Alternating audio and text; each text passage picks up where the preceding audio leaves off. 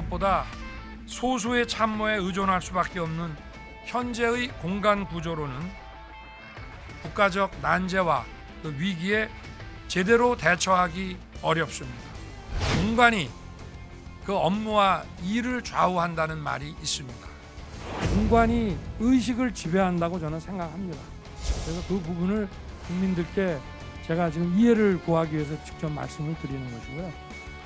물리적 공간의 문제보다 더 중요한 것은 소통의 의지라는 점을 잘 알고 있습니다. 1층에 프레스센터를 설치해서 수시로 언론과 소통하는 대통령이 되겠습니다. 민관합동위원회를 설치하고 민간의 역동적인 이런 전문가들의 아이디어가 국가 핵심 아젠다에 반영되도록 하는 방안도 구체화해 나가겠습니다. 대통령실의 업무 개선 방안도 마련하겠습니다.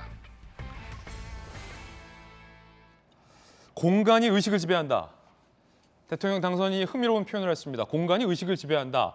앞서서 대통령 당선인이 직접 이 조감도, 예상 조감도의 지시봉을 잡고 설명을 했는데 그 조감도를 좀 저희가 고화질로 크게 준비를 했습니다. 함께 보시죠. 이 모습을 윤석열 당선인 측은 꿈꾸고 있습니다. 저 가운데 가장 큰 건물이 국방부 기존 청사입니다. 사실은 그 앞에 크게 모래로 덮인 연병장이 있었는데 지금 요 장면은, 요 조감도는 연병장 공간까지 다 시민들에게 개방하는 공원으로 탈바꿈이 되는 것 같고 이 공원은 원래 공원화가 예정이 돼 있었습니다. 그리고 저 길 건너에 미군이 쓰던 미군 부지도 다 공원이 예정이 돼 있었습니다. 그러니까 공원 조성이 예정돼 있는 공간에 조금 더 국방부의 담장을 다 허물겠다라는 구성으로 보입니다. 지금 보시는 저 중앙광장공원도 사실은 현재 국방부에는 다 높은 담이 쳐져 있습니다. 군사시설이니까. 그런데 그런 담을 다 허물고 저곳에서 뭐 신혼부부들이 예비부부들이 결혼식도 올리게 하겠고 백악관처럼 저 공원에서 대통령 집무실이 직접 보이도록 하겠다. 사람들이 지금 저 끝까지 있는 모습, 저기까지 시민들이 가서 대통령이 뭐 산책하는 모습이나 대통령의 집무 공간 모습을 다 볼 수 있게 투명하게 공개를 하겠다라는 구성인 것 같습니다. 지금 당선인이 강조했던 게 김수영 교수님, 기자 출신이시니까 1층 이야기를 몇 번 들었어요. 1층에 찾아가겠다. 1층에 모습을 드러내겠다. 이 1층을 강조했는데 이게 1층에 뭐가 있습니까? 1층에 프레스센터를 마련한다는 겁니다. 기존의 청와대에는 이제 집무동과 비서동과 또 기자실이 아예 다 다른 동에 있었고 그마저도 기자실이 가장 외곽에 있었기 때문에 어떻게 보면 대통령을 직접 볼 만한 그러한 기회가 굉장히 적었어요. 예. 그래서 우리도 이제 기사들을 읽어보면 항상 청와대 관계자의 얘기만 나오지 대통령이 뭐라고 했다라는 얘기를 별로 볼 수는 없었거든요. 청와대 관계자 그리고 좀 더 나가면 청와대 고위 관계자. 네, 그러니까 도대체 누구인지 모르는 예. 측근, 고위 관계자의 말만 들었지 대통령의 말을 직접 들을 수 없었는데 아예 그 모든 비서진들이 있는 집무실과 본인의 집무실과 또 기자들이 이제 상주할 수 있는 공간을 아예 한 동 안에 다 만든다는 겁니다. 그래서 대통령의 집무실과 기자들이 취재하는 공간이 한동 안에 같이. 그렇죠. 그래서 이제 무슨 일이 있을 때마다 본인이 1층에 있는 기자실에 가서 어떤 사안을 설명도 하고 최대한 기자들과 자주 만나겠다. 아무래도 이제 시민을 직접 만나기는 좀 어렵잖아요. 역대 정부에서는 대통령이 청와대 춘추관을 찾는 일이 굉장히 극히 드물었습니까? 뭐 큰 이슈가 있을 때만 대통령이 찾았습니까? 굉장히 드물었고요. 사실 뭐 문재인 정부가 맨 처음에 출범할 때도 워낙에 이제 박근혜 대통령이 국민들과 소통하지 않는다는 점을 비판하면서 대통령이 되면은 많은 소통을 하겠다고 약속을 했지만 그 청와대라는 공간이 그런 것인지는 잘 모르겠으나 뭐 의도적으로 시민들과 만나지 않았다거나 그렇지는 않겠지만 결과적으로는 그렇게 많이 소통하는 모습을 저희가 볼 수는 없었습니다. 예. 그렇다 보니까 이제 윤석열 당선인은 자기는 앞으로 기자실을 자주 찾아서 이제 이런 얘기들도 하고 자주 만나겠다라고 얘기를 했는데요. 저도 공간이 의식을 지배한다는 부분에 대해서는 어느 정도 동의하는 부분입니다. 어쨌든 간에 물리적 거리라는 것은 심리적 거리에도 영향을 미치거든요. 그렇다 보니 아무래도 가까이서 소통하면은 시민들에게 훨씬 더 많은 이야기들, 대통령의 말을 빌리는 기사들이 훨씬 더 많이 나올 수 있지 않을까 싶습니다. 예, 사실은 공간이 의식을 지배하기도 하지만 의식이 공간을 결정하는 부분도 있기 때문에 같은 건물에 기자실이 마련된 것은 매우 긍정적으로 보인다라는 김 교수님의 평가.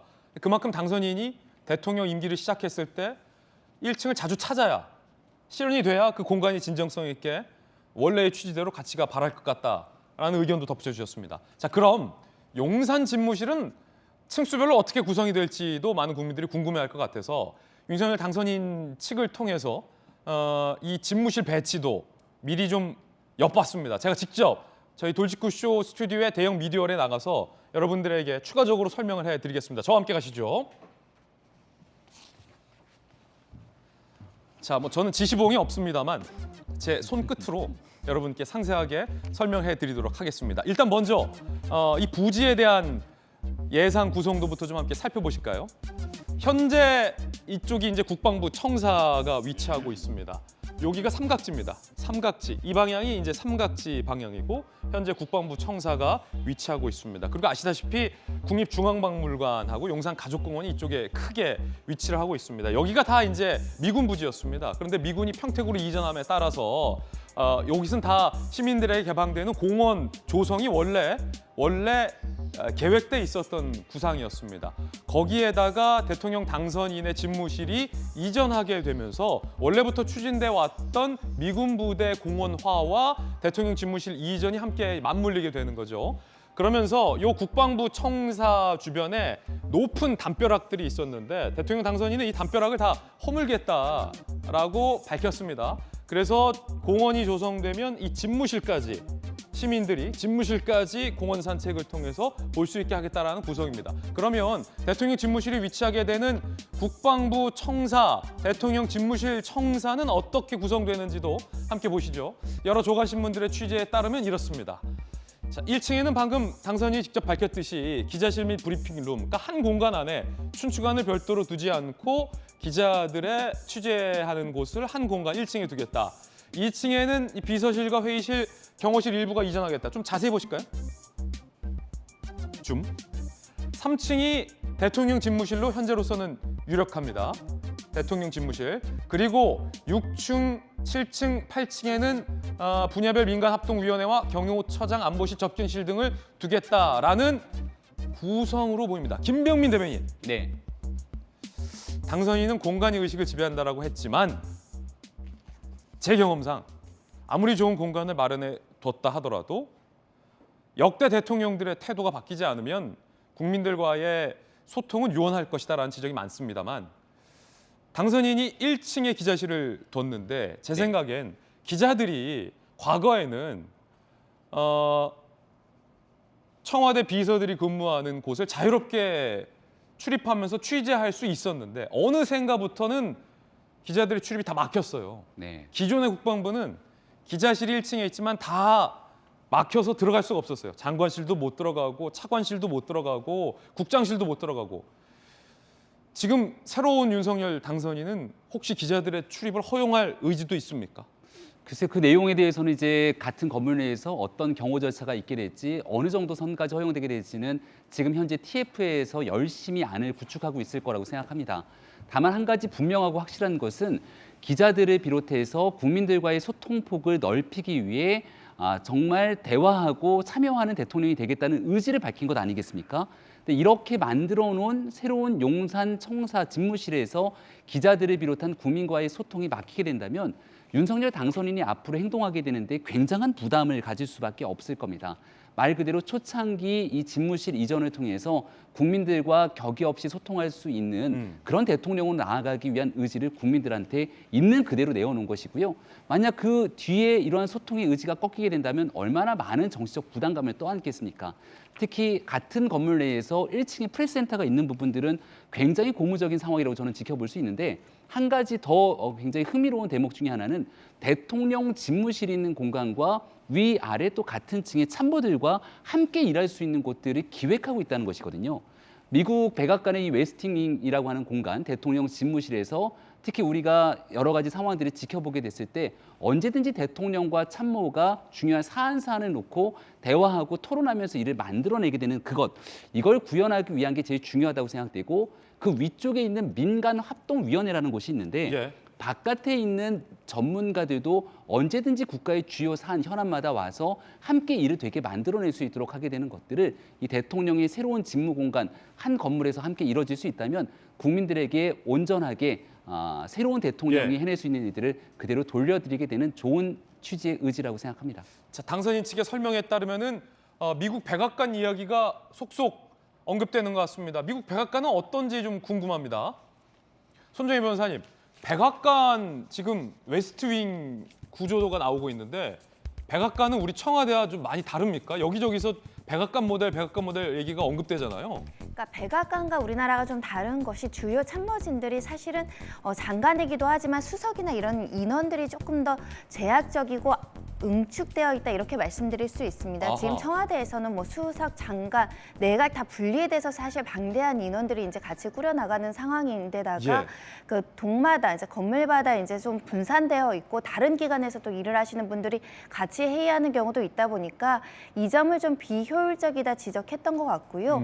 그렇기 때문에 당선인 측에서 주요 참모들에게 핵심적인 임무를 맡기되 모두 같은 공간에서 근거리에서 일하겠다라는 의지를 보인 것으로 보입니다. 아무래도 이제 층이 분리되어 있거나 건물이 분리되어 있거나 또는 동선이 굉장히 먼 곳에 있는 경우에는 급할 때 뭐 연락하는 수단이라든가 예. 회의를 잡는데 좀 제약이 있을 수 있다라고 보고 한 층에서 다 같이 편하게 티타임 하면서 화장실 가면서 왔다 갔다 하면서 복도에서도 일할 수 있는 이런 분위기를 조성하겠다라는 것으로 예. 해석이 되는데 그러려면 첫 번째 업무 조직에 대한 개편도 조금 따라야 되는 문제가 있을 것 같고요. 네. 두 번째로는 인사를 굉장히 슬림하게 해야 됩니다. 그리고 슬림하게 했을 때는 그 인사에 대해서는 많은 권한을 부여를 해야지만 많은 인원 3명이 할 걸 1명이 할 수 있지 않겠습니까? 그런 전반적인 인사 개편도 좀 예상되고 또 필요한 상황이라고 보입니다. 그렇군요. 참모들과 격의 없이 소통하겠다. 전재수 의원님, 노무현 전 대통령 당시 청와대에서 근무하셨던 경험이 있으시니까 노 전 대통령은 참모들과 격의 없이 소통했던 역대 대통령 중 한 명으로 꼽히잖아요. 그때는 노 전 대통령이 어땠습니까? 어떤 스타일이었습니까? 그러니까 이게 장소만 옮겨서 국민들과의 소통이 잘 된다면 뭐 100번이고 1000번이고 그리고 예산이 좀 들더라도 옮겨야 되겠죠. 예. 근데 이것은 뭐 장소만 옮긴다고 소통이 저절로 되는 것이 아니고 그리고 제왕적 대통령제의 폐단을 장소 옮긴다 그래서 되는 게 아닙니다. 제왕적 대통령제는 기본적으로 헌법을 개정해야 되는 상황이죠. 헌법을 개정해서 대통령에게 과도하게 집중돼 있는 권력과 권한을 분산시키고 나눌 때 네네. 제왕적 대통령을 완전히 법적으로 이제 그 폐해를 극복을 할 수가 있는 겁니다. 저는 기본적으로 청와대에 대해서 가지고 있는 많은 국민들의 문제의식에 깊게 공감을 합니다. 그렇기 때문에 뭐 옮길 수 있다라고 생각을 합니다.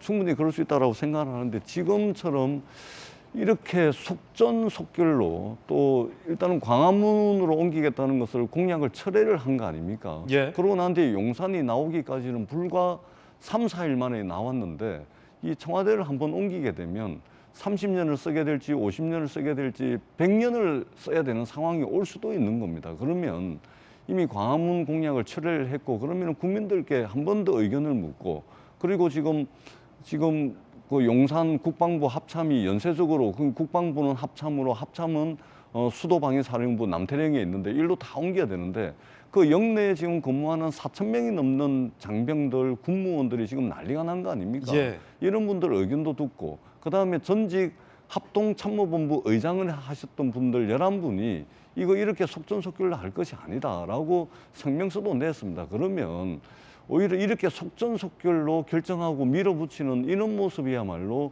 제왕적 대통령의 모습이다. 차라리 뭐 다양한 의견들을 좀 시간을 가지고 이것을 옮기겠다라는 의지만 가지고 있으면 이렇게 급하게 할 필요가 없는 것이거든요. 그것은 여러 가지 예산 문제 예. 이런 것들 다 좀 검토를 해서 조금 좀 넓은 시야로 더 잘 만들 수가 네. 있습니다. 기왕에 옮기는 거 50년, 100년 써야 되니까. 전재수 의원님도 청와대 계실 때 청와대 공간이 조금 문제구나 뭐 이런 걸 좀 직접 느끼셨습니까? 저한테 아이디어가 있는데 예. 그때 근무를 하면서도 많은 사람들이 이제 그랬습니다.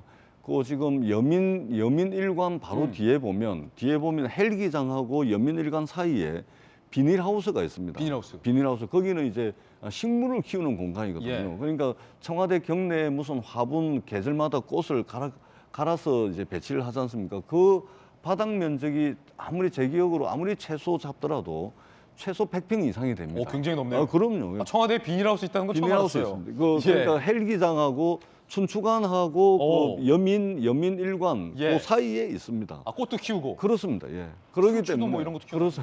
상추는 모르겠습니다. 상추는 안.